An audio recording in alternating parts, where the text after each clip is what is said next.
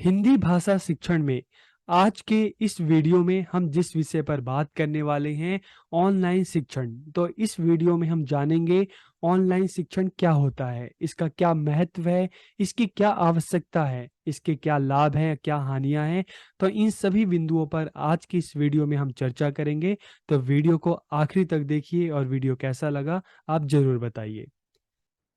तो सबसे पहले हम देखते हैं कि समय में परिवर्तन के साथ साथ शिक्षा के स्वरूप में भी काफी परिवर्तन आया है। जैसे जैसे समय में परिवर्तन आया है, तकनीकी में परिवर्तन आया है, वैसे वैसे शिक्षा में भी हमें काफी परिवर्तन देखने को मिल रहा है।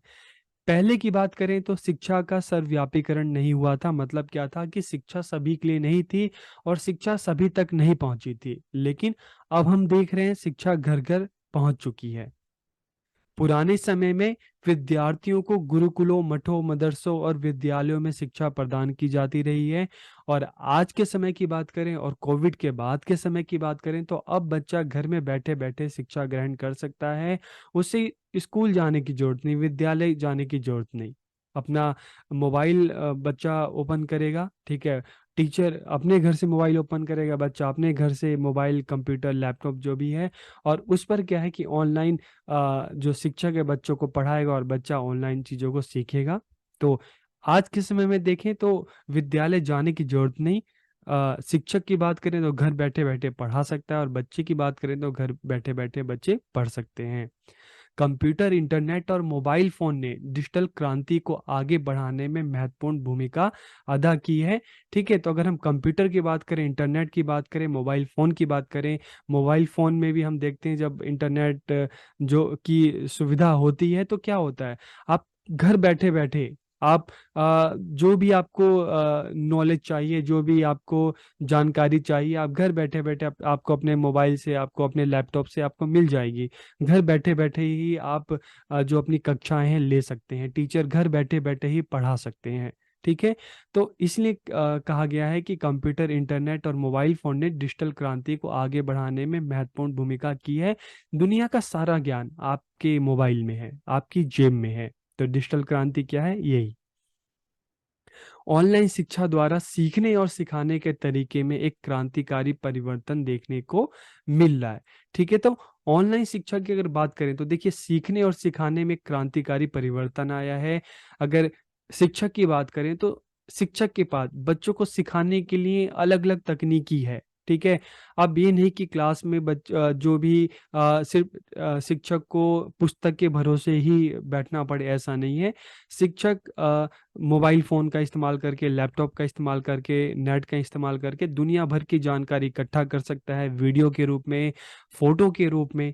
ठीक है, और चाहे हम प्रोजेक्टर की बात करें, चाहे हम स्मार्ट बोर्ड की बात करें, ठीक है। तो जो ये अलग-अलग जो ये तकनीक है, इनके द्वारा शिक्षक बच्चों को अच्छे से पढ़ा सकता है, समझा सकता है। दुनिया में किसी भी जगह के बारे में, किसी भी चीज़ के बारे में उसको दिखा सकता है, बच्चों को बता सकता है। और अब बच्चों को भी पढ़ने के लिए शिक्षकों पर निर्भर रहने की जरूरत नहीं। बच्चा जो ज्ञान है उसकी खोज बच्चा खुद ही घर बैठे बैठे कर सकता है। तो सारी जानकारी बच्चा अब शिक्षक के भरोसे या पुस्तक के भरोसे मतलब रहने की जरूरत नहीं है। बच्चा खुद से ही चीज़ों को जान सकता है, समझ सकता है। इंटरनेट की बड़ी सफलता के बाद ऑनलाइन शिक्षा उभरने लगी है। जैसे जैसे इंटरनेट आया, ठीक है, उसके बाद हम शिक्षा की बात करें तो शिक्षा को भी इंटरनेट से, हम कहते हैं ना कि उसको पंख लग गए। तो इंटरनेट के बाद शिक्षा को भी काफ़ी हम देखते हैं काफ़ी बड़े पैमाने पर, जैसे आईसीटी हम बोलते हैं, इंफॉर्मेशन कम्युनिकेशन टेक्नोलॉजी, तो शिक्षा में भी तकनीकी का बड़े पैमाने पर उपयोग होने लगा। नए नए जो साधन है विकसित होने लगे। शिक्षकों को पढ़ाना आसान हो गया, तो बच्चों को सीखना समझना बच्चों के लिए आसान हो गया। अब डिजिटल प्लेटफॉर्म पर उच्चतम शिक्षा भी संभव है कि आजकल हम देखते हैं दुनिया भर की यूनिवर्सिटी है, ऑनलाइन कोर्सेज करवा रही है। ठीक है, बच्चे घर बैठे बैठे सारे ऑनलाइन कोर्सेज कर सकते हैं, घर बैठे बैठे क्लासेस ले सकते हैं। तो अब डिजिटल प्लेटफॉर्म पर उच्चतम शिक्षा भी संभव है। भारत या ऑस्ट्रेलिया में बैठकर कोई भी अमेरिका या यूरोप विश्वविद्यालय में अध्ययन कर सकता है। तो ये क्या है?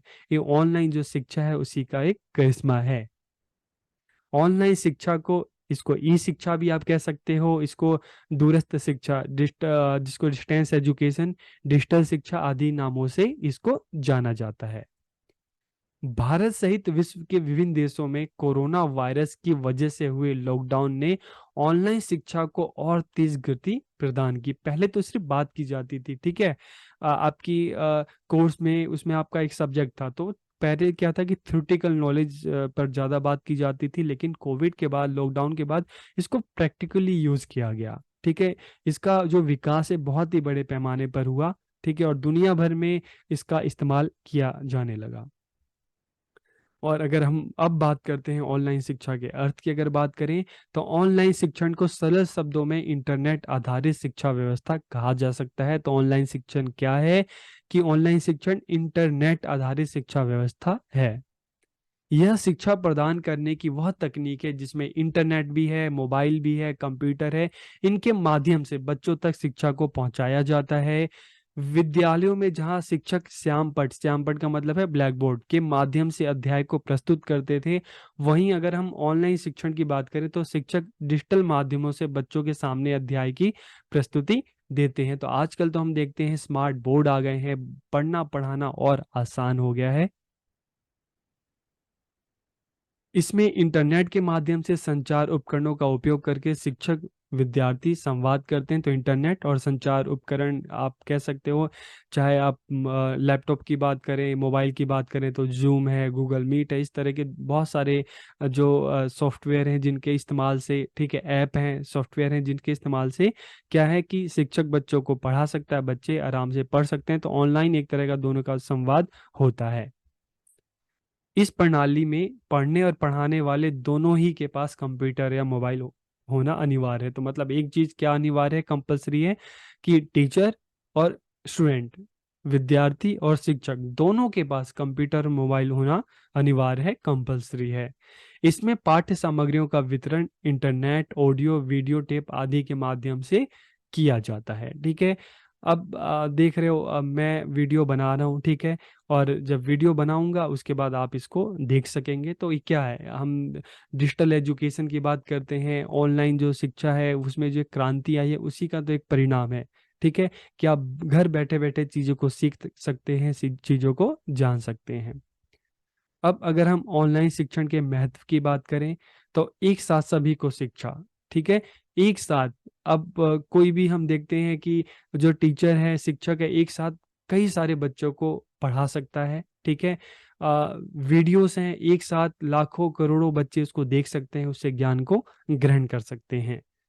ऑडियो और वीडियो के रूप में पाठ वस्तु की उपलब्धता, तो बच्चों के पास ऑडियो के रूप में, वीडियो के रूप में जो कंटेंट है, जो पाठ वस्तु है वो उपलब्ध होती है। बच्चा जब मर्जी इसको देख सकता है, जब मर्जी उसको पढ़ सकता है। तो एक साथ सभी को शिक्षा देना संभव है।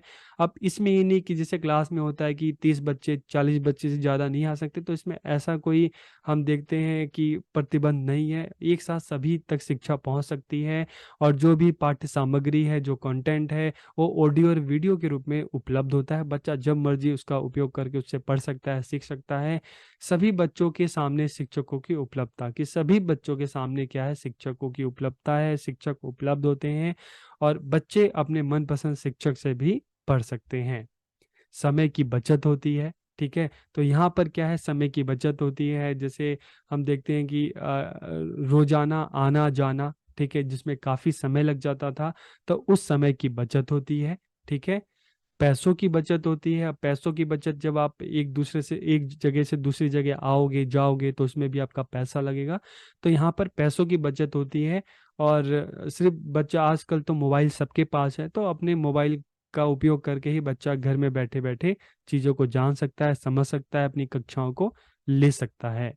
तकनीकी ज्ञान का विकास, तो ऑनलाइन शिक्षण के माध्यम से तकनीकी ज्ञान का विकास हुआ है। शिक्षक जो है वो भी नई नई जो तकनीकी है उससे परिचित हो पाया है, इंट्रोड्यूस हो पाया है, और जो विद्यार्थी है वो भी नई नई जो तकनीक है उससे परिचित हो सका है। उसको किस तरह से उपयोग करें, शिक्षकों भी को भी पता चला है और बच्चों को भी पता चला है, जिससे पढ़ना पढ़ाना और आसान हो गया है। स्थान की कोई बाध्यता नहीं है, स्कूल में या किसी निश्चित जो स्थान है उसकी कोई बाध्यता नहीं है। शिक्षक अपना जहाँ से मर्जी क्लास ले सकता है। बच्चा भी अपने मोबाइल के माध्यम से, चाहे घर में, चाहे छत पर, चाहे किसी और जगह पे, वहाँ से अपनी कक्षा को ले सकता है। तो स्थान की कोई बाध्यता नहीं है। खोजी प्रवृत्ति का विकास, तो देखिए ऑनलाइन शिक्षण का एक जो बहुत बड़ा महत्व है कि शिक्षकों में भी खोज की जो प्रवृत्ति है, जैसे आपको कोई भी इंफॉर्मेशन चाहिए, किसी भी संबंध में आप को कोई जानकारी चाहिए, तो आप क्या करोगे? आप लैपटॉप पे, आप मोबाइल पर उसको क्या करोगे? गूगल में, यूट्यूब पे, अलग अलग जो भी माध्यम है वहां पर आप उसको ढूंढोगे, सर्च करोगे, खोज करोगे। ठीक है। तो शिक्षक को भी नई नई जानकारी प्राप्त होगी और बच्चे को भी अपने विषय से संबंधित काफी सारी जानकारी प्राप्त होगी। तो इससे क्या है, खोजी प्रवृत्ति का विकास हुआ है, रिसर्च जो एप्टीट्यूड है वो डेवलप हुआ है। विषम परिस्थितियों के लिए भी अनुकूल, विषम परिस्थिति। ठीक है। विषम परिस्थिति का मतलब है, जैसे हम देखते हैं कि कोविड हुआ, ठीक है, स्कूल आप नहीं जा सकते थे, ठीक है, शिक्षक भी स्कूल नहीं जा सकते थे, बच्चे भी घर में रहना था। तो इस तरह की विषम परिस्थिति है। ठीक है। और इसके अलावा आपकी तबीयत खराब है, तो ऐसी परिस्थितियों में भी आप क्या कर सकते हो? आप घर बैठे बैठे आराम से अपना मोबाइल ओपन करो, ठीक है, और जो सॉफ्टवेयर है या जो ऐप है आप उसको ओपन करो, ठीक है, और आराम से अपनी कक्षा को ले सकते हो। और इसके अलावा मान लो अगर उस समय आप अपनी कक्षा को नहीं ले पाए, फिर भी जो रिकॉर्डेड ऑडियो वीडियो होता है, बाद में जैसे ही आप ठीक होते हो तो आप फिर से उसके द्वारा आप जो भी ज्ञान है उसको ग्रहण कर सकते हो, चीज़ों को सीख सकते हो, चीज़ों को जान सकते हो। ग्रामीण और शहरीकरण के बीच की जो खाई है वो उसको पाटना। ठीक है। तो ऑनलाइन शिक्षण के माध्यम से हम देखते हैं कि शिक्षा सभी तक पहुंच रही है। तो अब कोई गांव शहर नहीं है, गांव में रहने वाला बच्चा भी आराम से गांव में बैठे बैठे अपने शहर की जो यूनिवर्सिटी है, विश्वविद्यालय है, अमेरिका का विश्वविद्यालय है, ऑस्ट्रेलिया का विश्वविद्यालय है, यूरोप का देखते हैं, तो वहाँ पे आराम से घर बैठे बैठे शिक्षा ग्रहण कर सकता है। तो ग्रामीण और शहरीकरण के बीच की जो एक खाई थी ना, उसको पाटा गया है इसके माध्यम से कि जो क्वालिटी एजुकेशन है वो सिर्फ शहर में होती है, गांव में नहीं होती। तो अब क्या है, बच्चा अपनी घर बैठे बैठे, चाहे गांव में हो चाहे किसी भी जगह पे हो, आराम से बैठे बैठे देश दुनिया की कॉलेजेस में, यूनिवर्सिटी में अपना एडमिशन ले सकता है, पढ़ सकता है, डिग्री प्राप्त कर सकता है। समय व धन की, अब देखो अगर हम बात करें इसकी आवश्यकता क्यों है, तो समय व धन के बचत के लिए इसकी आवश्यकता है। ठीक है। विद्यार्थियों में खोज प्रवृत्ति विकसित करने के लिए जरूरी है, क्योंकि इसके माध्यम से क्या है कि अब देखिए बच्चा क्या है, अगर हम बात करें जैसे हम ऑफलाइन क्लासेस की बात करते हैं, बच्चा स्कूल में जाता था तो पुस्तक के रूप में सारा ज्ञान पुस्तक में होता था, तो बच्चा पूरी तरीके से उस पुस्तक पर, गाइड पर, कुंजी जो कीज आती हैं उन पर निर्भर रहता था। ठीक है। सोचता था एक दो दिन पहले, बहुत बार बहुत बच्चे तो स्टार्टिंग से ही चीज़ों को पढ़ते थे, सीखते थे, लेकिन बहुत सारे बच्चे हैं लास्ट समय पर कीज ले लेते थे, गाइड ले लेते थे, उनका यूज इस्तेमाल करके पढ़ते थे। ठीक है। तो मतलब क्या था कि जो ज्ञान था सिर्फ जो गाइड हैं, जो पुस्तक हैं, बस वहां तक, उसी के अंदर तक सीमित था। लेकिन अगर हम ऑनलाइन शिक्षण की बात करते तो यहाँ से क्या है कि बच्चा सिर्फ पुस्तकों पर निर्भर नहीं है, गूगल पे देखें, यूट्यूब पे देखें, चीज़ों को खोज रहा है, जान रहा है। ठीक है। और जब तक वो जो भी जानकारी है उससे संतुष्ट नहीं हो जाता, सेटिस्फाइड नहीं हो जाता, तब तक चीज़ों को जानता है। तो इससे बच्चों में जो रिसर्च एप्टीट्यूड है, जो खोज प्रवृत्ति है, उसका विकास हुआ है। तो उसके लिए जरूरी है अधिगम प्रक्रिया। ठीक है। जो अधिगम की बात करते हैं, लर्निंग की बात करते हैं, वो बहुत ही सरल बन गई है। अब बच्चों को शिक्षकों पर निर्भर रहने की जरूरत नहीं, पुस्तकों पर निर्भर रहने की जरूरत नहीं। बच्चा जब मर्जी, ठीक है, तब चाहे गूगल की बात करें, यूट्यूब की बात करें, अलग अलग सर्च इंजन की बात करें, उसका उपयोग करके जानकारी को सीख सकता है, ग्रहण कर सकता है, वर्तमान की जरूरतें हैं उसको पूरा करने के लिए। तो देखिए आज के समय की क्या जरूरत है, आज के समय की जरूरत है टेक्नोलॉजी, तकनीकी। तो उसकी जरूरत को पूरा करने के लिए ऑनलाइन शिक्षण की आवश्यकता है। शिक्षा की सार्वभौमिक पहुंच में सहायक की, इसके माध्यम से शिक्षा है सभी तक पहुंची है, चाहे कोई गांव में है, चाहे कोई शहर में है, चाहे कोई जंगल में रहने वाली जो जनजातियां हैं, वहाँ के जो बच्चे हैं, तो शिक्षा है, ठीक है, उस सभी तक पहुंच रही है ऑनलाइन शिक्षण के माध्यम से। जॉब के साथ साथ अध्ययन में भी सहायक। अब क्या है, आप आराम से जॉब भी कर सकते हैं और जॉब के साथ साथ आप अपने मोबाइल के माध्यम से अपनी कक्षाएं भी ले सकते हैं। ऑनलाइन शिक्षण के क्या क्या लाभ हैं? ऑनलाइन कक्षा में समय और स्थान की कोई पाबंदी नहीं होती, तो इसका बहुत बड़ा लाभ है। दूसरा क्या है, इन कक्षाओं में विद्यार्थी कहीं से भी भाग ले सकता है। कहीं से भी का मतलब है घर में, घर के बाहर, छत पर, ठीक है, कहीं से भी भाग ले सकता है। ऑनलाइन कक्षाओं को वीडियो के रूप में रिकॉर्ड भी किया जा सकता है।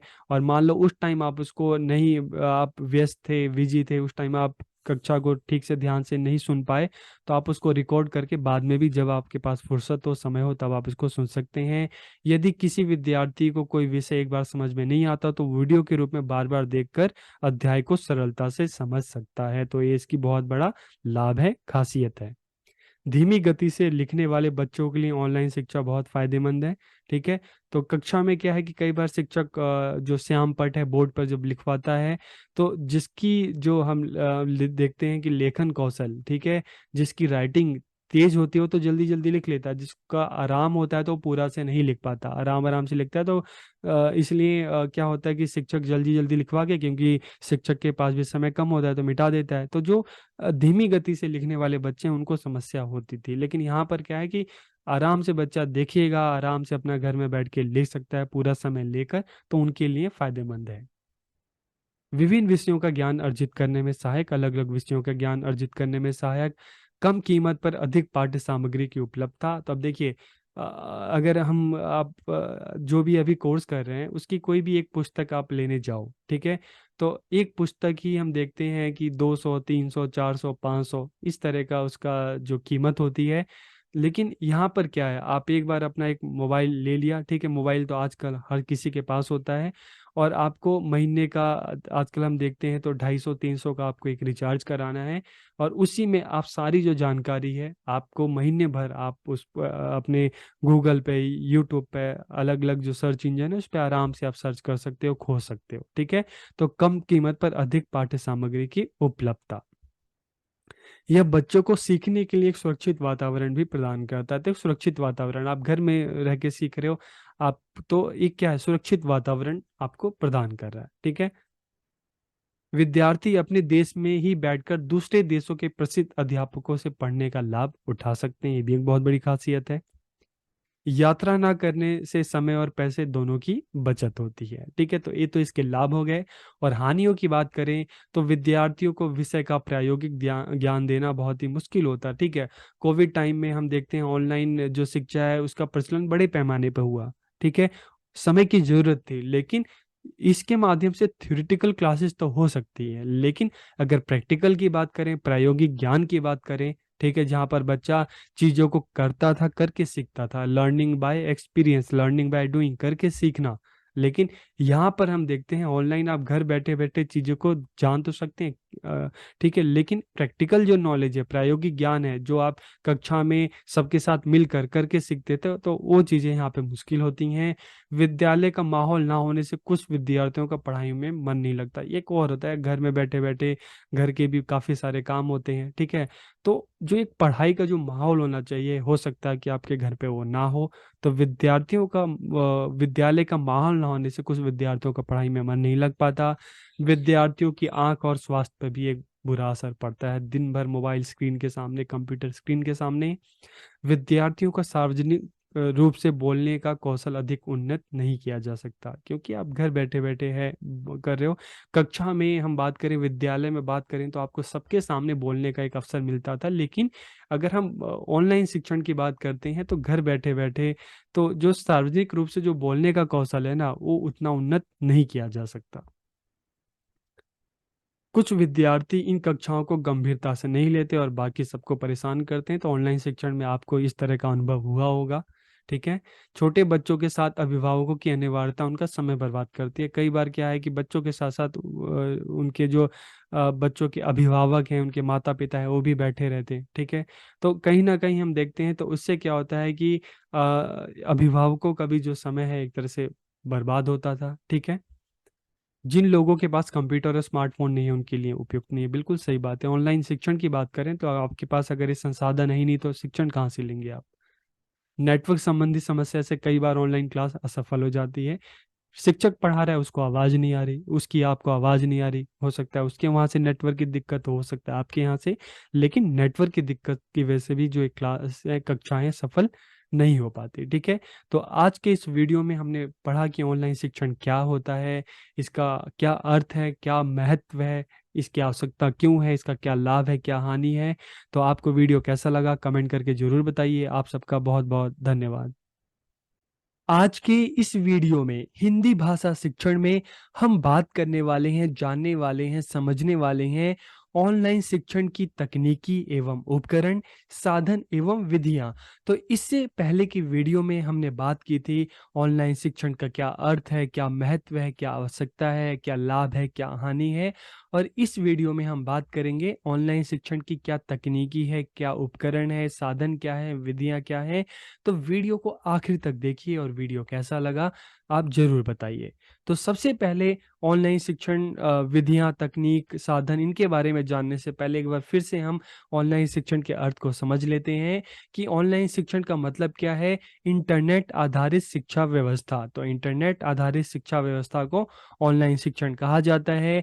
यह शिक्षा प्रदान करने की वह तकनीकी है, इसमें इंटरनेट, मोबाइल और कंप्यूटर के माध्यम से बच्चों तक शिक्षा को पहुंचाया जाता है। तो मतलब क्या हुआ कि अगर हम ऑनलाइन शिक्षण प्रणाली की बात करें तो यहाँ पर क्या है? यहाँ पर पढ़ने और पढ़ाने शिक्षकों के लिए, विद्यार्थियों के लिए दोनों के पास कंप्यूटर या मोबाइल फ़ोन होना ज़रूरी है। उसके बिना ऑनलाइन शिक्षण संभव नहीं है। अब हम बात करते हैं ऑनलाइन शिक्षण की क्या तकनीकी है, क्या उपकरण है, क्या साधन है। तो इंटरनेट, इंटरनेट के बिना ऑनलाइन शिक्षण जो है वो संभव है ही नहीं, ठीक है? तो इंटरनेट, इसके अलावा computer, mobile phone, digital TV, tablet, digital board, online apps, Google Classroom, Zoom, Google Meet, ठीक है? तो इनके लिए भी मोबाइल फ़ोन का होना तो ज़रूरी है या लैपटॉप का होना ज़रूरी है। तो ऑनलाइन शिक्षण की तकनीकी उपकरण एवं साधन है, ठीक है? Internet, computer, mobile phone, digital TV, tablet, digital board, online apps. तो इनके माध्यम से ही ऑनलाइन हम देखते हैं शिक्षण, अधिगम, टीचिंग लर्निंग जो है वो संभव हो पाती है, पॉसिबल हो पाती है। अब हम बात करते हैं विधियाँ। तो किन-किन विधियों के माध्यम से ऑनलाइन शिक्षण होता है, तो उसको भी हम देख लेते हैं क्या-क्या तरीके हैं। तो सबसे पहले अगर हम बात करें प्रेज़ेंटेशन की, प्रस्तुतिकरण, प्रस्तुतिकरण मतलब प्रेज़ेंटेशन। शिक्षक क्या करते हैं, बच्चों को किसी भी विषय पर कहते हैं कि आप इसको पावर पॉइंट आप इसको बनाओ और उसके माध्यम से आप अपने जो भी आपका विषय है, अध्याय आप उसको प्रस्तुत करो, ठीक है? तो ये भी एक विधियाँ हैं। आपके शिक्षक भी आपसे पावर पॉइंट बनाने के लिए कहते होंगे कि आप अपनी प्रेजेंटेशन तैयार करो, ठीक है? और आप उसको कक्षा के सामने आप क्या करो, प्रेज़ेंट करो। ऑफ़लाइन क्लासेस में बच्चों को क्लास में जाके प्रेज़ेंट करना होता है और ऑनलाइन क्लास में आप अपने स्क्रीन के माध्यम से ही आप इसको प्रेज़ेंट कर सकते हैं, ठीक है? ऑनलाइन व्हाइट बोर्ड, कई सारे जो ऐप्स आते हैं वहाँ पे ऑनलाइन व्हाइट बोर्ड की जो ये फैसिलिटी है, सुविधा है, अवेलेबल होती है, तो इसके माध्यम से भी बच्चों को सिखाया जा सकता है। इसके अलावा लाइव ऑनलाइन क्लासेस, ठीक है? ये भी ऑनलाइन शिक्षण की एक विधि है कि लाइव ऑनलाइन क्लासेस के माध्यम से भी आप बच्चों के साथ जुड़ सकते हैं, उनको जो भी संबंधित विषय है उसको पढ़ा सकते हैं, सिखा सकते हैं, समझा सकते हैं। प्री रिकॉर्डेड वीडियो लेक्चर, ठीक है? तो प्री रिकॉर्डेड वीडियो लेक्चर, आप अपने वीडियोज़ को पहले रिकॉर्ड कर लें और उसको बाद में बच्चों को अलग-अलग माध्यम से आप उसको दिखा सकते हैं। जैसे एक माध्यम क्या हो गया, यूट्यूब हो गया, ठीक है? तो प्री रिकॉर्डेड वीडियो लेक्चर, आप अपने लेक्चर को रिकॉर्ड करें और फिर बच्चों के साथ उसको शेयर कर सकते हैं। फ्लिप क्लासरूम, तो फ्लिप क्लासरूम एक नया कंसेप्ट है, तो ये ट्रेडिशनल क्लासरूम से बिल्कुल ही अलग है। किस तरह से? जैसे ट्रेडिशनल क्लासरूम में क्या होता था कि शिक्षक क्या करते थे, पहले कक्षा में बच्चों को पढ़ाते थे, उसके बाद बच्चों को क्या करते थे, होमवर्क, गृह कार्य देते थे, तो बच्चा घर पे जाके करता था। यहाँ पर क्या है फ्लिप क्लासरूम में कि पहले शिक्षक क्या करते हैं कि ऑनलाइन बच्चों को पढ़ाते हैं, समझाते हैं और बच्चों को वर्क देते हैं और फिर बच्चा क्या है कि क्लास में आकर सभी बच्चों के साथ मिलकर जो उसका असाइनमेंट है, जो वर्क है, उसको करता है। तो ट्रेडिशनल क्लासरूम से बिल्कुल अपोजिट है। यहाँ पे जो भी बच्चों का काम है, वो बच्चों को क्या करना होता है, क्लास में आकर सबके साथ मिलकर करना होता है और ऑनलाइन क्लासेस में टीचर बच्चों को बताते हैं उनको क्या-क्या करना है। तो यहाँ पे ऑनलाइन और ऑफलाइन दोनों का एक तरह से हम देखते हैं मिश्रण है। तो इसको क्या कहते हैं, फ्लिप क्लासरूम। खेल आधारित शिक्षण। तो जब ऑनलाइन क्लासेस हम लेते हैं तो बहुत सारी जो एक्टिविटीज़ हैं बच्चों को खेल-खेल में भी हम सिखा सकते हैं। अपने सब्जेक्ट को हम किस तरह से इंटरेस्टिंग वे में रुचिपूर्ण ढंग से बच्चों के सामने प्रस्तुत करें, किस तरह से जो है प्रतियोगिता या क्विज़ जो होते हैं उसके माध्यम से हम बच्चों को बता सकते हैं। बच्चा सही आंसर दे, सही उत्तर दे तो उनको जो पॉइंट्स होते हैं इस तरह से। तो आप ऑनलाइन काफ़ी सारी इस तरह की जो ऐप है, क्विज़ ऐप है, इस तरह से आप सर्च कर सकते हैं, देख सकते हैं बच्चों को किस तरह से इंटरेस्टिंग तरीके से, रुचिपूर्ण तरीके से पढ़ाया जा सकता है। तो इससे भी बच्चों का इंटरेस्ट जो है, रुचि है, विकसित की जा सकती है। क्लास व्लॉग, तो क्लास व्लॉग क्या होता है? व्लॉग तो आपने सबने सुना होगा। तो क्लास में जो भी बच्चे ने सीखा, जो भी जाना, तो बच्चा क्या कर सकता है, उसको गूगल पे जो व्लॉग हैं, अलग-अलग जो ऐप्स हैं, उसके माध्यम से, व्लॉग के माध्यम से अपनी जो भी लर्निंग है, जो भी उसकी सीख है, उसको वहाँ पे दूसरों के साथ शेयर कर सकता है। ठीक है? तो व्लॉग लिखना भी, जैसे आप अपने व्लॉग को ऑनलाइन लिख कर पब्लिश कर सकते हैं, ताकि आपका जो भी एक्सपीरियंस है, आपका जो अनुभव है, आपका जो ज्ञान है, वो दूसरों तक पहुँचे। ठीक है? तो फ्लिप क्लासरूम, जैसे ट्रेडिशनल क्लासरूम में क्या होता है कि क्लास में लेक्चर, फिर बच्चा घर पे जाके काम करता था, यहाँ पे ऑनलाइन लेक्चर और क्लास में एक्टिविटी। ठीक है? तो इस तरह से ऑनलाइन शिक्षण की अलग-अलग विधियाँ हैं, चाहे प्रेजेंटेशन, प्रस्तुतिकरण की बात करें, ऑनलाइन व्हाइट बोर्ड की बात करें, लाइव ऑनलाइन क्लासेस की बात करें, प्री रिकॉर्डेड वीडियो लेक्चर की बात करें, फ्लिप क्लासरूम की बात करें, खेल आधारित शिक्षण, ठीक है? और क्लास व्लॉग। तो ये अलग-अलग विधियाँ हैं जिसके माध्यम से आप बच्चों को पढ़ा सकते हैं, समझा सकते हैं। तो आज के इस वीडियो में हमने जाना कि ऑनलाइन जो शिक्षण है, उसकी क्या तकनीकी है, उपकरण है, क्या साधन है, क्या विधियाँ हैं। तो वीडियो आपको कैसा लगा कमेंट करके ज़रूर बताइएगा। आप सबका बहुत-बहुत धन्यवाद। आभासी शिक्षण होता क्या है? इसका क्या अर्थ है? क्या महत्व है? इसकी क्या आवश्यकता है? क्या लाभ हैं? क्या हानियाँ हैं? और इसके अलावा हम बात करेंगे कि आभासी शिक्षण की तकनीकी उपकरण, साधन एवं विधियों के बारे में। तो इससे पहले की वीडियो में हमने ऑनलाइन शिक्षण पर बात की, ऑनलाइन शिक्षण पे चर्चा की। तो आज की इस वीडियो में हम आभासी शिक्षण की बात करेंगे। तो आभासी शिक्षण ऑनलाइन शिक्षण का ही एक रूप है, इसलिए दोनों में काफ़ी समानता आपको देखने को मिल जाएगी। तो वीडियो को आखिरी तक देखिए और वीडियो कैसा लगा आप ज़रूर बताइए। तो सबसे पहले अगर हम आज के समय की बात करें, तो समय में परिवर्तन के साथ-साथ शिक्षा के स्वरूप में भी काफ़ी परिवर्तन आया है।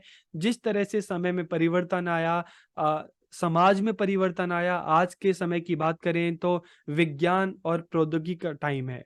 नए-नए जो आविष्कार हैं बनकर आ रहे हैं। अगर हम शिक्षा की बात करें तो हम देखते हैं, चाहे कंप्यूटर की बात करें, लैपटॉप की बात करें, हम स्मार्ट बोर्ड की बात करें, मोबाइल की बात करें, तो अलग-अलग संसाधन विकसित हो रहे हैं, जिससे पढ़ने और पढ़ाने के तरीके में काफ़ी बदलाव आया है। कंप्यूटर, इंटरनेट और मोबाइल फ़ोन ने डिजिटल क्रांति को आगे बढ़ाने में महत्वपूर्ण भूमिका अदा की है। ठीक है? तो तकनीकी के विकास द्वारा सीखने और सिखाने के तरीके में भी हमें काफ़ी परिवर्तन देखने को मिल रहा है। अब शिक्षक की बात करें, विद्यार्थी की बात करें, विद्यालय जाए बिना ही कंप्यूटर से ही शिक्षक बच्चों को पढ़ा लेते हैं और बच्चे घर में बैठे-बैठे कक्षा लेकर पढ़ लेते हैं। तो हम देखते हैं ये सारी चीज़ें किस वजह से संभव हुई है, किस कारण से संभव हुई है? तकनीकी के कारण से। तो जिस तरह से तकनीकी में बदलाव आ रहा है, शिक्षा में भी काफ़ी परिवर्तन देखने को मिल रहा है, पढ़ने और पढ़ाने के तरीके में हमें परिवर्तन देखने को मिल रहा है। ठीक है? तो अगर हम बात करें आभासी शिक्षण की, तो आभासी शिक्षण को एक और नाम दिया जा सकता है अवास्तविक शिक्षण। तो अवास्तविक मतलब जो वास्तविक नहीं है, तो इसको भी हम जान लेते हैं, इसको भी हम समझ लेते हैं। तो आभासी कक्षा कक्ष से तात्पर्य वास्तविक कक्षा शिक्षण के प्रतिरूप से है। तो मतलब क्या है? आभासी या अवास्तविक जो शिक्षण है, क्या है? वास्तविक कक्षा का ही एक प्रतिरूप है। ठीक है? एक प्रतिमूर्ति है। मतलब क्या हुआ? इसको अवास्तविक कक्षा कक्ष भी कहा जाता है। इसका प्रयोग ई-लर्निंग प्रणाली, ऑनलाइन पाठ्यक्रम तथा मुक्त शिक्षा प्रणाली के अंतर्गत औपचारिक वास्तविक कक्षा कक्ष के एक विकल्प के रूप में किया जा रहा है। इसलिए हम इसको क्या कह रहे हैं? वास्तविक कक्षा का एक प्रतिरूप है। यह एक ऐसा वेब आधारित शिक्षण अधिगम वातावरण है, जिसमें क्या हो रहा है? गंतव्य स्थान पर का मतलब है कि बच्चा या हम शिक्षक की बात करें, विद्यार्थी की बात करें, विद्यालय जाए बिना, गंतव्य स्थान पर जाए बिना ही विद्यार्थी या शिक्षक, ठीक है, वहां चल रही प्रशिक्षण संबंधी कार्यों में हिस्सा ले सकते हैं, जैसा कि परंपरागत कक्षा कक्ष में होता है। तो मतलब क्या है कि अगर हम बात करें अवास्तविक शिक्षण की या आभासी शिक्षण की, कि अब हम देखते हैं कि जो विद्यार्थी हैं, जो शिक्षक हैं, वो विद्यालय नहीं जा रहे, फिर भी कक्षाएँ हो रही हैं, ठीक है? मतलब अगर वास्तविक की बात करेंगे तो वास्तविक क्या है कि कक्षा में जाकर शिक्षक पढ़ा रहा है और बच्चे पढ़ रहे हैं, लेकिन अवास्तविक का मतलब क्या है कि पढ़ाई तो हो रही है, कक्षा क्या है? ऑनलाइन, एक वर्चुअल क्लासरूम है, जिसमें क्या है कि जो शिक्षक है वो घर पे बैठे अपने लैपटॉप की सहायता से, अपने कंप्यूटर की सहायता से, अपनी मोबाइल की सहायता से, और बच्चे अपने घर पे बैठे अपने लैपटॉप, मोबाइल, कंप्यूटर की सहायता से पढ़ रहे हैं और शिक्षक क्या है? पढ़ा रहा है। तो मतलब कक्षा तो चल रही है, लेकिन वो वास्तविक नहीं है, वर्चुअल है, और वास्तविक है, आभासी है। ठीक है? तो इसलिए हम क्या कह रहे हैं कि आभासी या अवास्तविक। तो शिक्षा जो अधिगम है, शिक्षण अधिगम प्रक्रिया चल तो रही है, ठीक है? बच्चे कक्षा में हैं, लेकिन ये कक्षा क्या है? ये प्रत्यक्ष रूप से नहीं, ये क्या है? इंटरनेट आधारित कक्षा कक्ष है, ठीक है? तो इसलिए इस कक्षा को हम क्या कह रहे हैं? इस तरह के शिक्षण को हम क्या कह रहे हैं? आभासिक या अवास्तविक, कि चीजें चल तो रही हैं, लेकिन ये वास्तविक नहीं, अवास्तविक है, ठीक है? इसके अंतर्गत शिक्षक तथा विद्यार्थी एक दूसरे से मीलों दूर होते हुए भी एक दूसरे को देख सकते हैं, सुन सकते हैं तथा घर बैठे बातचीत द्वारा वास्तविक कक्षा कक्ष के अनुभव को प्राप्त कर सकते हैं। तो इसलिए इसको हम कह रहे हैं वास्तविक कक्षा कक्ष नहीं है, बल्कि उसका एक रूप है, उसका एक प्रतिरूप है। इसलिए हम इसको क्या कह रहे हैं? अवास्तविक, जिसमें कोई कक्षा कक्ष ऐसे जैसे हम देखते हैं ना कि भौतिक रूप से, प्रत्यक्ष रूप से कक्षा में, स्कूल में हम जाते हैं तो यहाँ पे सब चीजें चल रही है, लेकिन जो कक्षा है क्या है? वर्चुअल है, ऑनलाइन है, इसलिए हम इसको क्या कह रहे हैं? अवास्तविक। इसमें computer, internet, email, online chatting, world Wide web, जिसको WWW हम कहते हैं, टेली कॉन्फ्रेंसिंग इत्यादि का प्रयोग करके नियमित कक्षाओं के का स्थान लेने का प्रयत्न किया जाता है। नियमित कक्षाओं का स्थान लेने का प्रयत्न किया जाता है, इसलिए हम इसको क्या करें? अवास्तविक। इसमें अध्यापक तथा विद्यार्थियों को शिक्षण अधिगम हेतु परंपरागत कक्षा शिक्षण जैसा ही प्लेटफॉर्म, एक मंच है, प्रदान किया जाता है। मतलब क्या है कि कंप्यूटर की बात करें, ठीक है, हम इंटरनेट की बात करें, चाहे हम ज़ूम की बात करें, चाहे हम गूगल मीट की बात करें, ठीक है, या और कोई भी प्लेटफॉर्म हो सकता है, तो वो क्या है? एक कक्षा कक्ष का काम कर रहा है, जिसमें बच्चे जो हैं अपने कंप्यूटर, मोबाइल की मदद से जुड़ते हैं, और जो शिक्षक हैं वो अपने कंप्यूटर, मोबाइल की मदद से उसमें जुड़ते हैं, और शिक्षक बच्चों को पढ़ाता है और बच्चे पढ़ते हैं, सीखते हैं और उस पर चर्चा करते हैं। तो इस तरह से कक्षा कक्ष का एक माहौल तो तैयार किया जा रहा है, लेकिन वो वास्तविक नहीं, उसका एक प्रतिरूप है, इसलिए हम इसको आभासी, ठीक है, या अवास्तविक शिक्षण कहते हैं। इसका क्या महत्व है? इसका प्रयोग औपचारिक कक्षा कक्ष के विकल्प के रूप में किया जाता है। आप समझ गए होंगे कि औपचारिक कक्षा कक्ष के विकल्प के रूप में किया जाता है। कोविड का टाइम था, कोविड का समय था, ठीक है? वास्तविक कक्षा कक्ष जो है वो चलना संभव नहीं हो पा रहा था, तो इसलिए उसके एक विकल्प के रूप में इस तरह के जो अवास्तविक कक्षा कक्ष, आभासी जो शिक्षण है, वो शुरू हुआ, ठीक है? इसमें गंतव्य स्थान पर जाए बिना ही विद्यार्थी, शिक्षक कंप्यूटर, मोबाइल द्वारा कक्षा कक्ष में भाग ले सकते हैं। शिक्षक पढ़ा सकता है, बच्चे पढ़ सकते हैं। इसमें प्रशिक्षण स्थल तक जाने संबंधी जो समय है और पैसे है, उसकी पर्याप्त बचत होती है, ठीक है? इसमें अध्यापक तथा विद्यार्थियों को शिक्षण अधिगम हेतु परंपरागत कक्षा कक्ष जैसा ही एक मंच प्रदान किया जाता है, जिसमें आकर बच्चा पढ़ सकता है और शिक्षक जो है बच्चे को पढ़ा सकते हैं। यहाँ आप अपनी सुविधानुसार कंप्यूटर पर विराजमान होकर आराम से बैठकर, ठीक है, शिक्षण अधिगम प्रक्रिया में भाग लेते हैं। यह विषम परिस्थितियों के लिए अनुकूल है, जिसका एक उदाहरण क्या है? कोरोना हो गया, इसके अलावा मान लो कि जैसे कहीं स्ट्राइक है, दंगे-फ़साद हो रहे हैं, बाढ़ जैसे हालात हैं, ठीक है? कोई प्राकृतिक आपदा है, तो ऐसी परिस्थिति में आप विद्यालय नहीं जा सकते, क कॉलेज नहीं जा सकते, तो इस तरह के वास्तविक शिक्षण के माध्यम से, अवास्तविक कक्षा कक्ष या आभासी कक्षा कक्ष के माध्यम से आप पढ़ सकते हैं, शिक्षक आपको पढ़ा सकते हैं, बच्चे आप सब पढ़ सकते हैं। इसकी आवश्यकता क्यों है? समय व धन के बचत के लिए, अधिगम प्रक्रिया को और अधिक सरल बनाने के लिए, और वर्तमान ज़रूरतों को पूरा करने के लिए वर्तमान ज़रूरत क्या है कि आज अगर हम बात करें, विज्ञान का युग है, ठीक है? तकनीकी का युग है, तो आज की एक माँग है, ठीक है? क्या माँग है? तकनीकी। तो चाहे शिक्षक की बात करें, हम विद्यार्थी की बात करें, जो तकनीक को जितना ज़्यादा अपनाएगा, उतना ज़्यादा आगे बढ़ेगा। शिक्षक तकनीक को अपनाएगा, तो बच्चों को और बेहतर तरीके से पढ़ा सकेगा। शिक्षण अधिगम शिक्षण जो अनुभव है, ठीक है, साझा कर सकेगा और बच्चों की बात करें तो वो भी अच्छे से पढ़ सकेंगे, चीज़ों को समझ सकेंगे और अपने ज्ञान के लिए दूसरों पर निर्भर ना होकर अपने ज्ञान को खुद से खोज सकेंगे, खुद से सर्च कर सकेंगे, अपने ज्ञान का निर्माण खुद से कर सकेंगे। अगर हम आभासी शिक्षण की तकनीकी उपकरण एवं साधन की बात करें, तो internet, computer, mobile phone, digital TV, तो ये सारे क्या हैं? आभासी शिक्षण की तकनीकी उपकरण एवं साधन हैं, जिसके माध्यम से ये शिक्षण संभव हो पाता है।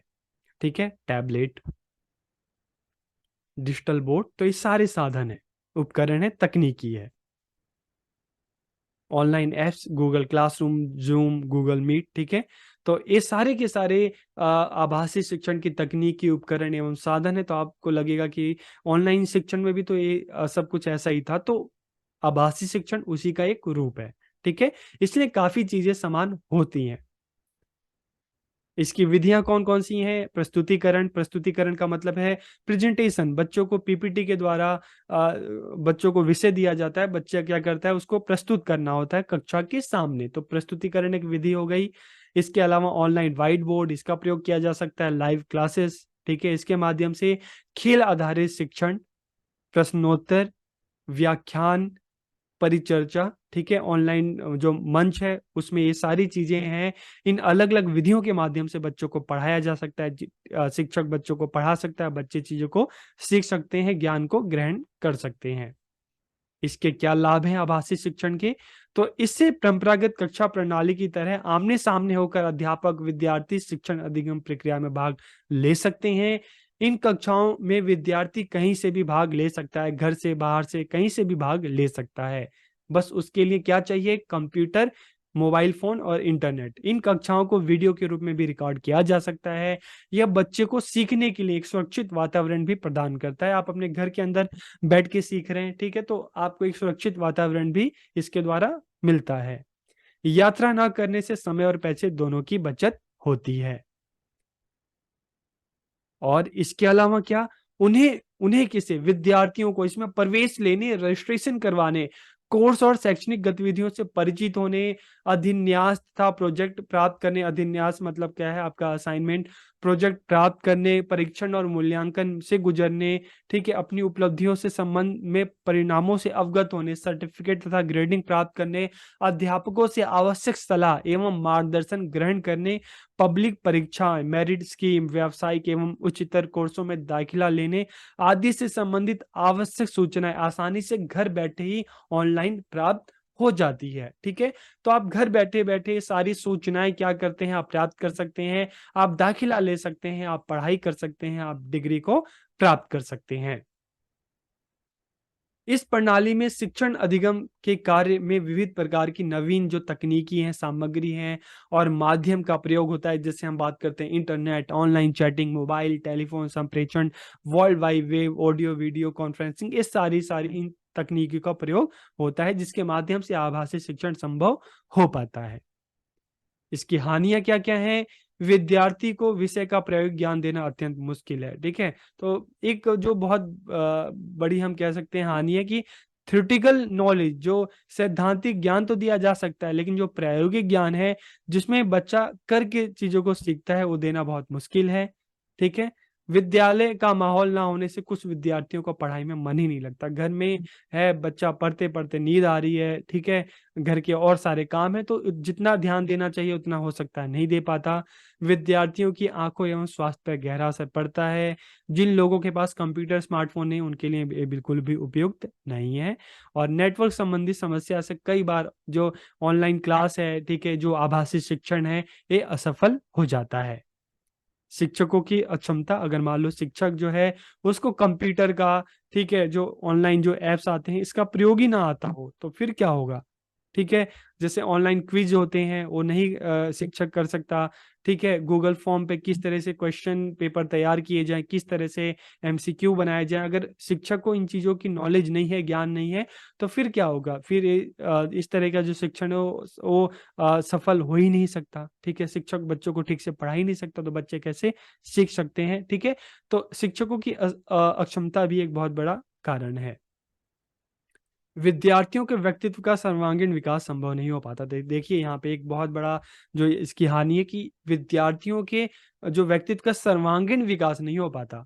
क्योंकि सर्वांगीण विकास तो बच्चों का विद्यालय में ही संभव हो पाता है, जहाँ पे बच्चों को तरह-तरह की जो क्रियाएँ हैं उसमें भाग लेने का अवसर प्राप्त होता है। लेकिन ऑनलाइन में सिर्फ़ बच्चा घर पे बैठा है, कुर्सी पे बैठ के चीज़ों को देख रहा है, समझ रहा है, तो यहाँ पर बच्चों का सर्वांगीण विकास संभव नहीं हो पाता। तो आज के इस वीडियो में हमने बात की आभासी शिक्षण की। आभासी शिक्षण होता क्या है? क्या अर्थ है? क्या महत्व है? क्या आवश्यकता है? क्या लाभ है? क्या हानि है? क्या तकनीकी उपकरण, साधन है और कौन-कौन सी विधियाँ हैं? तो आपको वीडियो कैसा लगा? कमेंट करके ज़रूर बताइए। आप सबका बहुत-बहुत धन्यवाद। आज की इस वीडियो में हम जानने वाले हैं, बात करने वाले हैं मूल्यांकन के बारे में कि मूल्यांकन क्या है, मूल्यांकन का अर्थ क्या है और अधिगम मापन हेतु मूल्यांकन के कौन-कौन से प्रकार हैं, कौन-कौन सी विधियां हैं जिसके माध्यम से बच्चों का मूल्यांकन किया जा सकता है। तो इन सारे बिंदुओं पर आज की इस वीडियो में हम चर्चा करेंगे, तो वीडियो को आखिरी तक देखिए और वीडियो कैसा लगा ज़रूर बताइए। तो सबसे पहले अगर हम मूल्यांकन की बात करें, मूल्यांकन का के अर्थ की बात करें, मूल्यांकन एक ऐसी प्रक्रिया है जो विद्यार्थियों की उपलब्धियों, शिक्षण विधियों तथा शिक्षण उद्देश्यों की जांच करता है। तो देखो यहाँ पे 3 चीजें हैं। विद्यार्थियों की उपलब्धियों मतलब कि एक निश्चित समय में शिक्षक ने विद्यार्थियों को जितना पढ़ाया है और विद्यार्थियों ने कितना सीखा है, इस चीज का पता कैसे लगाया जाए? तो उसके लिए जाहिर-सी बात है, बच्चों का मूल्यांकन किया जाता है, बच्चों का टेस्ट लिया जाता है, उनकी परीक्षा ली जाती है। उसी से तो पता चलता है कि बच्चों ने कितना सीखा, कितना जाना। तो ये परीक्षाएँ चाहे तो बच्चों से लिखित रूप में ली जा सकती है, चाहे मौखिक रूप में भी ली जा सकती है कि शिक्षक पढ़ाते-पढ़ाते बच्चों से बीच-बीच में प्रश्न भी पूछ सकता है, ठीक है? तो इससे पता चलता है कि विद्यार्थियों ने एक निश्चित समय में कितना सीखा है, कितनी उनकी उपलब्धि रही है। तो मूल्यांकन बच्चों की उपलब्धियों की जाँच करता है। इसके अलावा शिक्षण विधियों की, कि शिक्षक ने जिन विधियों का प्रयोग करके बच्चों को पढ़ाया है। मान लो बच्चों का परीक्षा परिणाम या रिजल्ट बहुत अच्छा आता है, तो इससे पता चलता है ना कि शिक्षक ने बहुत मेहनत की है और शिक्षक ने जिन विधियों का प्रयोग किया है वो काफ़ी अच्छी थी। लेकिन अगर परीक्षा परिणाम अच्छा नहीं आता, रिजल्ट अच्छा नहीं आता, तो मतलब शिक्षक के पढ़ाने का तरीका अच्छा नहीं था, उसकी विधियाँ अच्छी नहीं थी। इसके अलावा शिक्षण उद्देश्यों की जाँच करता है कि जिन उद्देश्यों को लेकर शिक्षक ने बच्चों को पढ़ाया, बच्चों को बताया, बच्चों को सिखाया, क्या उन उद्देश्यों की पूर्ति हुई कि नहीं? क्या बच्चों ने उन चीज़ों को सीखा कि नहीं? तो यहाँ पर 3 चीज़ें हैं, बच्चों की उपलब्धियों की जाँच की जाती है मूल्यांकन में, शिक्षकों की शिक्षण विधियों की जाँच की जाती है, उनके पढ़ाने के तरीकों की जाँच की जाती है और शिक्षण उद्देश्यों की जाँच की जाती है कि शिक्षण उद्देश्य कहाँ तक सफल हुए। बच्चों के व्यवहार में परिवर्तन तथा शिक्षण उपलब्धियों और उद्देश्यों की जांच प्रक्रिया को ही हम क्या कहते हैं? मूल्यांकन। कि एक निश्चित समय में बच्चे ने पढ़ा सीखा तो क्या उसके व्यवहार में कुछ परिवर्तन देखने को मिल रहा है? उसकी शिक्षण उपलब्धियां क्या रही हैं? और जिन उद्देश्यों की पूर्ति के लिए बच्चों को पढ़ाया गया, बच्चों को सिखाया गया, क्या उन उद्देश्यों की पूर्ति हुई कि नहीं? तो मूल्यांकन का मतलब है मूल्यों को आँकना, कि एक निश्चित समय में जो भी चीज़ें बच्चों को बताई गई, बच्चों को सिखाई गई, बच्चों की क्या उपलब्धि है, उसका पता लगाना और शिक्षकों ने कितने अच्छे से पढ़ाया, शिक्षक की शिक्षण विधियाँ कहाँ तक सफल रही, उसका पता लगाना और जिन उद्देश्यों को लेकर इस शिक्षण अधिगम प्रक्रिया चली, क्या वो कहाँ तक सफल रहे?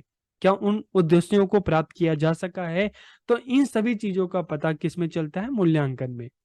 किसी विषय के शिक्षण के निर्धारित उद्देश्यों की प्राप्ति किस स्तर तक हुई है, इस बात का पता लगाने की प्रक्रिया ही मूल्यांकन है। मान लो हम हिंदी भाषा पढ़ा रहे हैं, ठीक है?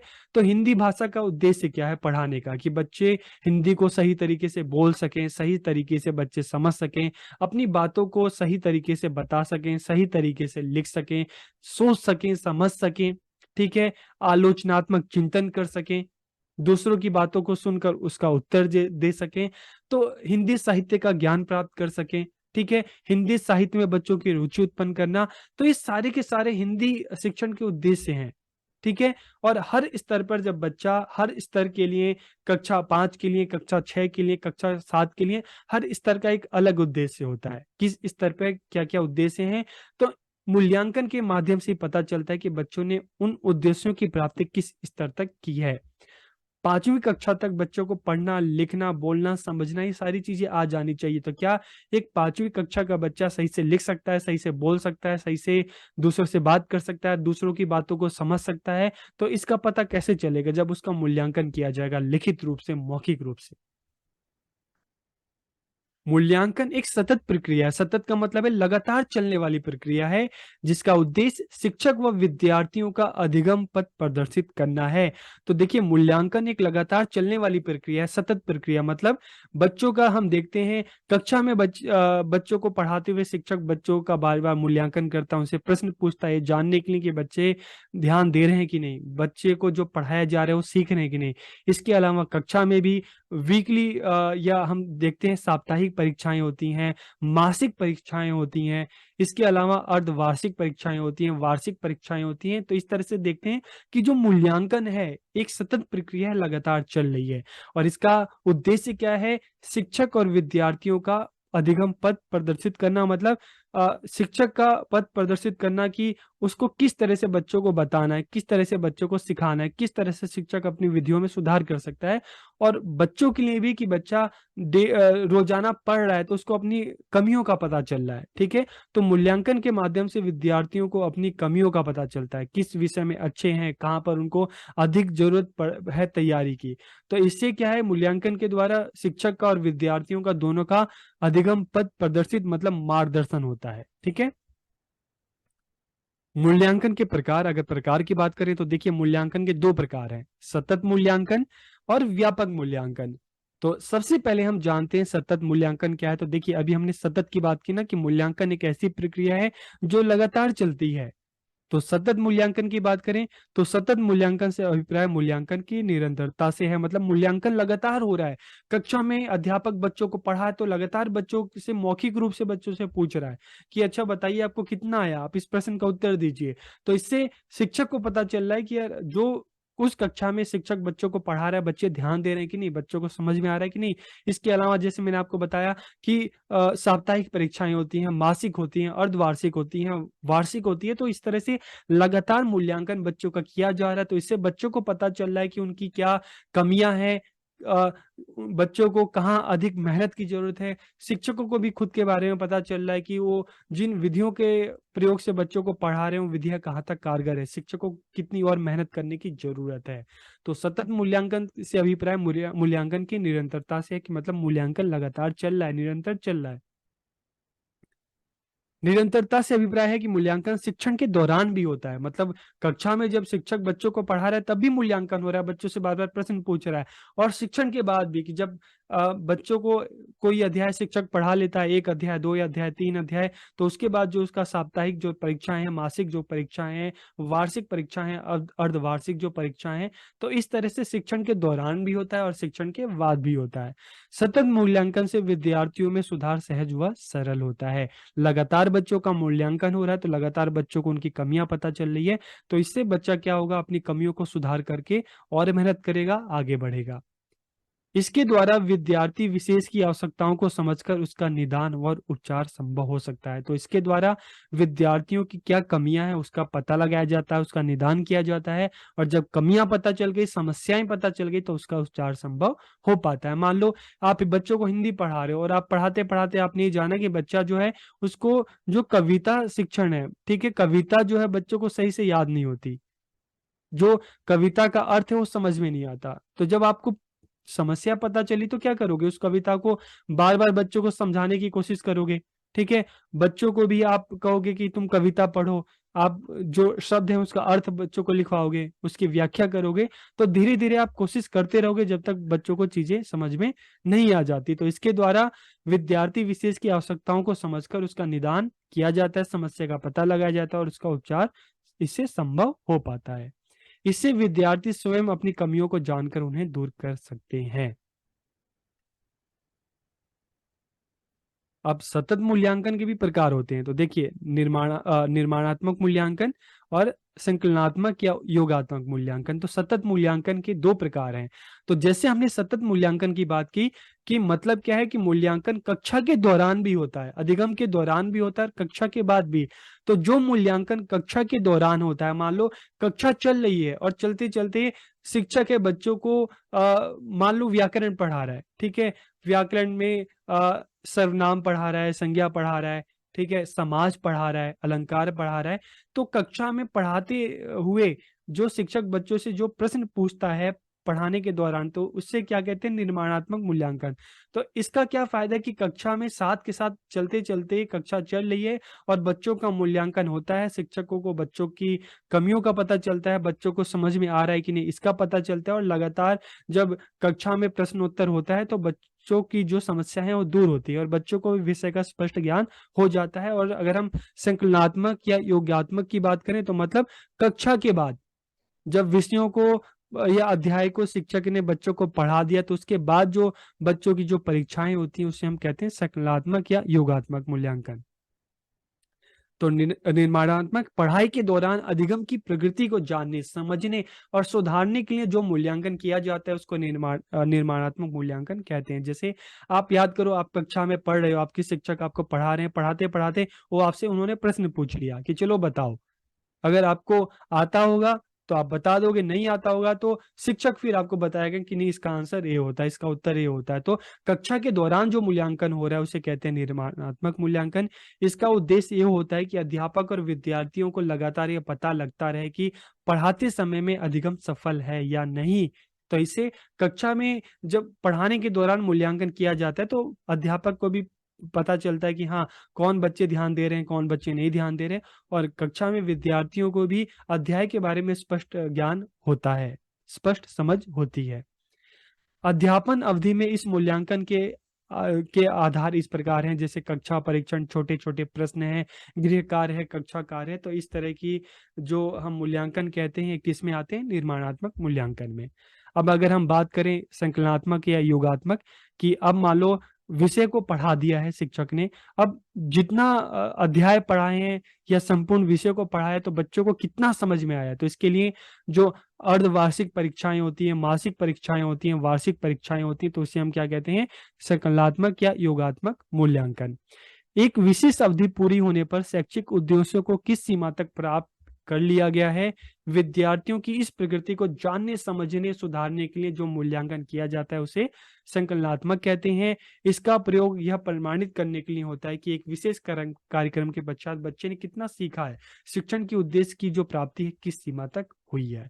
तो ठीक है, तो आपको समझ में आ गया कि संकलनात्मक या योगात्मक मूल्यांकन क्या है।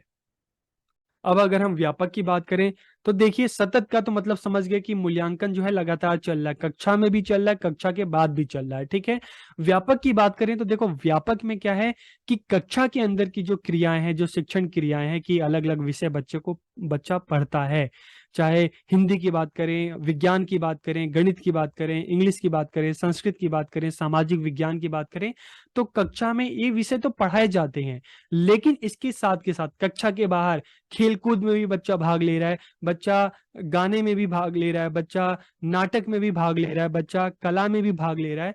तो व्यापक का मतलब है कि इसका दायरा सिर्फ कक्षा तक सीमित ना होकर कक्षा के बाहर की जो क्रियाएं हैं उसको भी मूल्यांकन का हिस्सा बना दिया गया है। इसलिए इसको हम कहते हैं व्यापक। व्यापक मतलब सिर्फ कक्षा तक सीमित नहीं रहा, कक्षा के बाद की, कक्षा के बाहर की जो क्रियाएं हैं उसको भी मूल्यांकन का एक हिस्सा बना दिया गया, इसलिए हम कहते हैं इसको व्यापक। तो व्यापक मूल्यांकन से अभिप्राय उसकी व्यापकता से है, जिसमें शिक्षा के साथ साथ जो सह शैक्षिक पक्षों का भी मूल्यांकन शामिल है, कि बच्चा खेल कूद में कैसा है, बच्चा डांस में कैसा है, बच्चा गाने में कैसा है, बच्चा नाटक में कैसा है, बच्चा आर्ट या कला में कैसा है। तो इसमें क्षमताएं, मनोवृत्तियां, चिंतन पाठ्यक्रम के साथ साथ पाठ्य सहगामी गतिविधियां भी शामिल है। तो इसलिए इसकी व्यापकता बढ़ जाती है, एरिया बढ़ जाता है, तो इसलिए हम इसको कहते हैं व्यापक मूल्यांकन।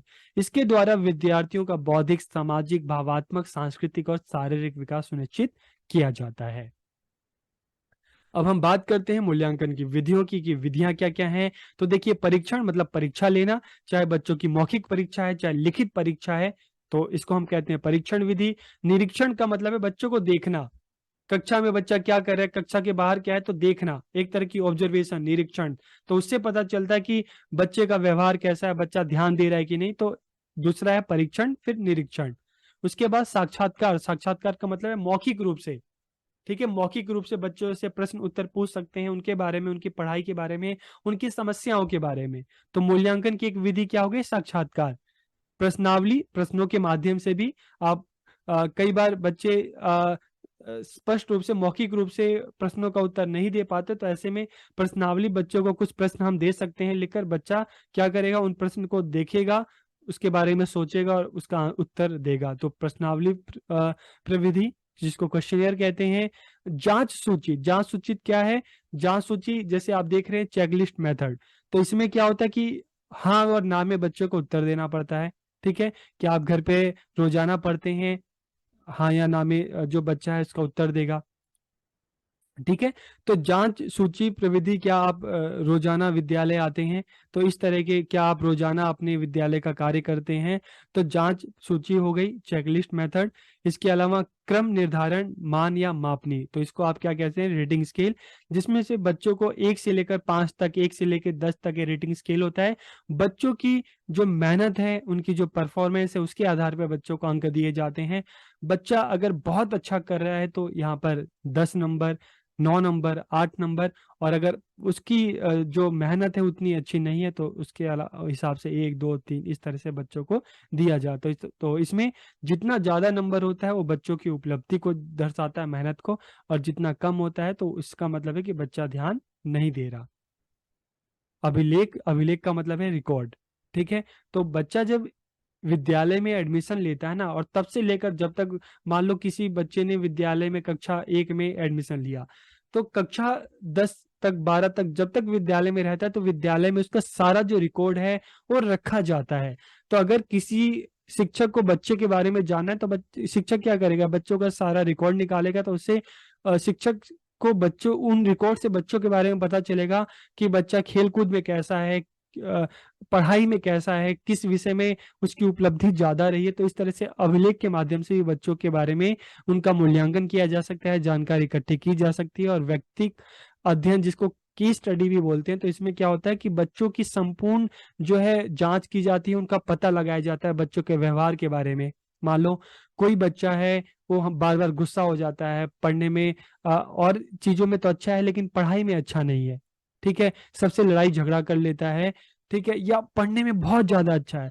तो उस बच्चे की, जो शिक्षक उस बच्चे के बारे में जब जानकारी इकट्ठा करता है तो उसके दोस्तों से भी पूछेगा, उसके बाकी अध्यापकों से भी पूछेगा, उसके परिवार वालों से भी पूछेगा, उसके आस पड़ोस वालों से पूछेगा। तो मतलब एक तरह से गहन अध्ययन बच्चों के बारे में, जिससे उस बच्चों के बारे में संपूर्ण जानकारी उपलब्ध हो सके। तो इसे हम कहते हैं व्यक्तिगत अध्ययन विधि या केस स्टडी मेथड।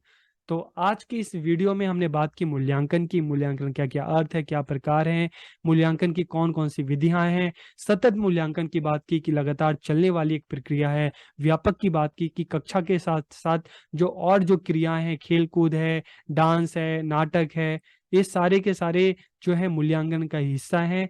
तो आपको आज की वीडियो कैसी लगी, कमेंट करके जरूर बताइएगा। आप सबका बहुत बहुत धन्यवाद। हिंदी भाषा शिक्षण में आज की इस वीडियो में हम बात करने वाले हैं, चर्चा करने वाले हैं कि एक हिंदी भाषा शिक्षक में कौन कौन से व्यावसायिक गुण एवं दक्षता होनी चाहिए, ताकि वो हिंदी भाषा को, हिंदी साहित्य को विद्यार्थियों को सही तरीके से बता सके, सिखा सके, समझा सके, और हिंदी भाषा एवं साहित्य में बच्चों की रुचि को उत्पन्न कर सके, ताकि वो बच्चे जब बड़े हों, अपना विद्यालय शिक्षा पूरी करें, उसके बाद महाविद्यालय, कॉलेज में जाएं, विश्वविद्यालय में जाएं और उच्च शिक्षा के क्षेत्र में जाएं, तो हिंदी भाषा को लेकर अपने भविष्य का निर्माण कर सकें, इस क्षेत्र में अपना भविष्य बना सकें, विकसित कर सकें। तो वीडियो को आखिरी तक देखिए और वीडियो कैसा लगा कमेंट करके जरूर बताइए। तो सबसे पहले अगर हम अपने देश की बात करें तो हमारे देश में लोकतंत्र शासन प्रणाली है, जहां पर जनता का शासन है। जनता का शासन, जनता के लिए, जनता के द्वारा। तो लोकतंत्र की कामयाबी के लिए जरूरी है कि यहाँ पर ऐसे नागरिक हो जो सबके साथ मिलकर रहें, जो भाईचारे के साथ रहें, एक दूसरे का सम्मान करें। देश के विकास के लिए हमें स्वस्थ एवं चरित्रवान नागरिकों की आवश्यकता होती है। और चरित्रवान नागरिकों का निर्माण कहाँ होता है? जाहिर सी बात है, कक्षाओं में होता है, समाज में होता है। जैसे कोठारी कमीशन, भारतीय शिक्षा आयोग में भी ये कहा गया था ना कि भारत का जो भविष्य है उसकी कक्षाओं में निर्मित हो रहा है। तो भविष्य के निर्माण की जिम्मेदारी किसकी है, दायित्व किसका है? यहाँ के अध्यापकों का। तो इसलिए एक अध्यापक का सुयोग्य होना बहुत ही आवश्यक है। अध्यापक योग्य होगा, अध्यापक चरित्रवान होगा, अध्यापक ईमानदार होगा, अध्यापक बंधुत्व की जो ये भाव है अपने दिल में रखता होगा, तभी बच्चों को भी वो अच्छी चीजें सिखा सकता है, बच्चों को भी अच्छा नागरिक बना सकता है। तो शिक्षक का कार्य केवल विषय वस्तु का ज्ञान देना नहीं होता, बल्कि बच्चे को उसके जीवन के लिए, भविष्य के लिए, समाज के लिए, देश के लिए तैयार करना होता है। शिक्षक एक निर्माता है जो बच्चों को संसाधन के रूप में विकसित कर उनका नव निर्माण करता है। और यही बच्चे अपने समाज में जाकर, देश में जाकर अपने समाज को आगे बढ़ाते हैं, देश को आगे बढ़ाते हैं। तो इसीलिए एक देश के विकास के लिए, एक समाज के विकास के लिए अच्छे नागरिकों का होना बहुत जरूरी है। और अच्छे नागरिकों के होने के लिए अच्छे शिक्षकों का होना भी बहुत जरूरी है। वह बच्चों का पथ प्रदर्शक एवं मित्र है, कि शिक्षक बच्चों का पथ प्रदर्शन करता है, बच्चों का मार्गदर्शन करता है, बच्चों का मित्र है, बच्चों को हमेशा अच्छी बातें सिखाता है। शिक्षक से यह आशा की जाती है कि वो अपने कार्य में निष्ठा रखकर शिक्षण कार्य करेगा और बच्चों को अच्छी बातें सिखाएगा, उनको एक सुयोग्य नागरिक बनाएगा। इस कारण शिक्षक को समाज सुधारक एवं राष्ट्र निर्माता भी कहा जाता है। हिंदी शिक्षक में कुछ विशेष गुणों की अपेक्षा की जाती है। देखिए, अगर हम सामाजिक विज्ञान की बात करें तो सामाजिक विज्ञान के शिक्षक से की ये आशा की जाती है कि वो बच्चों को अपने समाज के बारे में, देश के बारे में, अपने अतीत के बारे में, राजनीति के बारे में अच्छी मतलब चीज़ों को बताएगा, समझाएगा। उसी तरीके से अगर हम बात करें, एक हिंदी भाषा शिक्षक की बात करें, तो हिंदी भाषा शिक्षक से ये अपेक्षा की जाती है कि वो भाषा और साहित्य का अध्ययन करवाएगा। क्योंकि किसी भी दूसरे भाषा विषय का ज्ञान के लिए आपको भाषा का ज्ञान होना बहुत जरूरी है।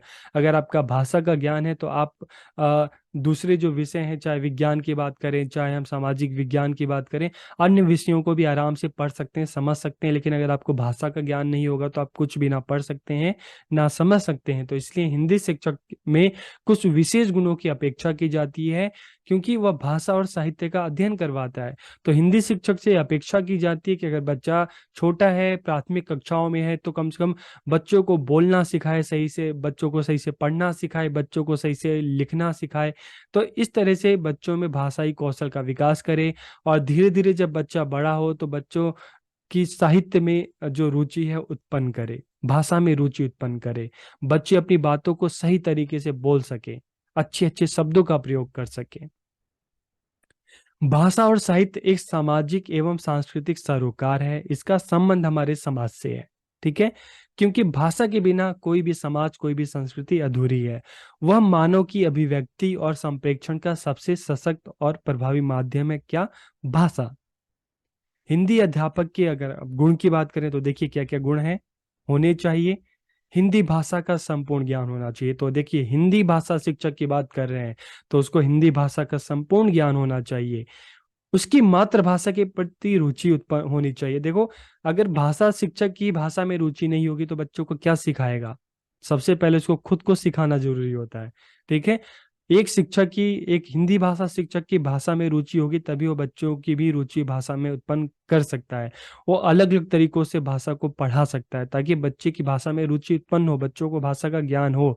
लेकिन ये तभी संभव हो सकता है कि जब शिक्षक की रुचि उस भाषा में हो।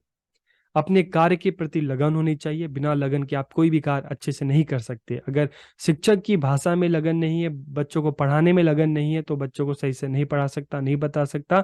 इसलिए एक हिंदी भाषा शिक्षक के लिए जरूरी है।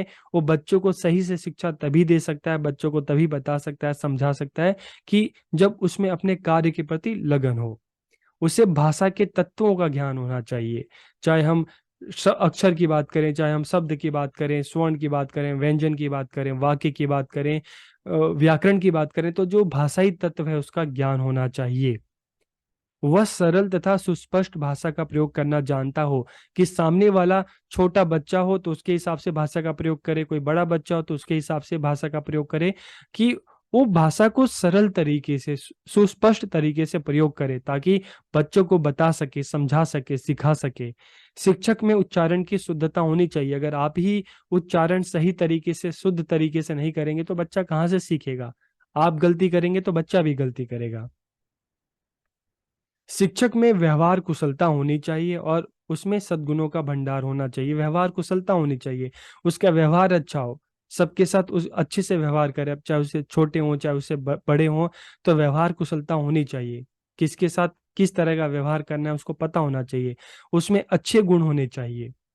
उसमें बालकों के साथ सहयोग करने की भावना होनी चाहिए। शिक्षक को अपने विद्यार्थियों के साथ सहानुभूतिपूर्ण व्यवहार करना चाहिए, बच्चों की समस्याओं को समझना चाहिए, बच्चों को सिखाना चाहिए, बताना चाहिए। और बच्चों उसमें एक क्षमता होनी चाहिए कि बच्चों की गलतियों के लिए भी बच्चों को माफ करे, बच्चों को डांटे ना, बच्चों को धमकाए ना, बच्चों को मारे ना, बल्कि बच्चों को सही रास्ते पर ले जाए, उनका मार्गदर्शन करे, बच्चों की अंदर की खराब आदतों को दूर करके उनमें अच्छे मूल्यों का विकास करे। शिक्षक को हिंदी भाषा के ज्ञान के अतिरिक्त अन्य विषयों की भी जानकारी होनी चाहिए, ताकि वो समय पढ़ने पर बच्चों की भाषा के साथ साथ जो समाज है और जो विषय हैं उसमें भी देख सके कि बच्चों की किस विषय में क्या रुचि है। ठीक है। और कई बार कक्षा में पढ़ाते पढ़ाते ऐसा भी होता है कि बच्चा जब ऊबने लगता है तो अन्य विषयों के बारे में भी कुछ बातचीत हो सकती है। तो इससे क्या होता है कि बच्चे अपने शिक्षक के प्रति, उनके ज्ञान के प्रति काफी आकर्षित होते हैं। तो इसलिए शिक्षक को हिंदी भाषा के अतिरिक्त अन्य विषयों का ज्ञान होना चाहिए, जानकारी होनी चाहिए। इसके अलावा हिंदी साहित्य प्रेमी हो। ठीक है। हिंदी साहित्य प्रेमी होगा तभी तो हिंदी साहित्य में बच्चों की जो आकर्षण है, बच्चों की जो रुचि है उसको उत्पन्न की जा सकती है। हिंदी की समस्त विधाओं से में पारंगत हो। हिंदी की अलग अलग विधाएं, चाहे हम कहानी गद्य की बात करें, पद्य की बात करें, हम कहानी की बात करें, ठीक है, हम नाटक की बात करें, हम एकांकी की बात करें, हम यात्रा वृत्तांत की बात करें, तो हिंदी की जो समस्त विधाएं हैं उसमें पारंगत होना चाहिए, उसका ज्ञान होना चाहिए, कुशल प्रेरक हो। ठीक है, कि बच्चों को प्रेरित कर सके, बच्चों को अभिप्रेरित कर सके। ठीक है। जो बच्चे जिनमें आत्मविश्वास कम है उनमें भी आत्मविश्वास जागृत कर सके, इस तरह से शिक्षक होना चाहिए। शिक्षण में निष्ठा होनी चाहिए, स्वाभिमान होना चाहिए, शिक्षण कला में दक्ष होना चाहिए। कि शिक्षण भी हम कहते हैं ना कि एक कला है। तो बच्चे कक्षा में आते हैं तो किसी बच्चे की भाषा में हो सकता है रुचि हो, किसी की रुचि ना हो, किसी को भाषा जल्दी समझ में आती हो, किसी को ना समझ में आती है। तो उसमें शिक्षण कला उसकी इस तरह से होनी चाहिए कि इस कला के प्रति बच्चों को आकर्षित कर सके, बच्चों की रुचि उत्पन्न कर सके, बच्चों को सही से पढ़ा सके, समझा सके। समय का पाबंद होना चाहिए। शिक्षक के लिए समय का पाबंद होना बहुत जरूरी है।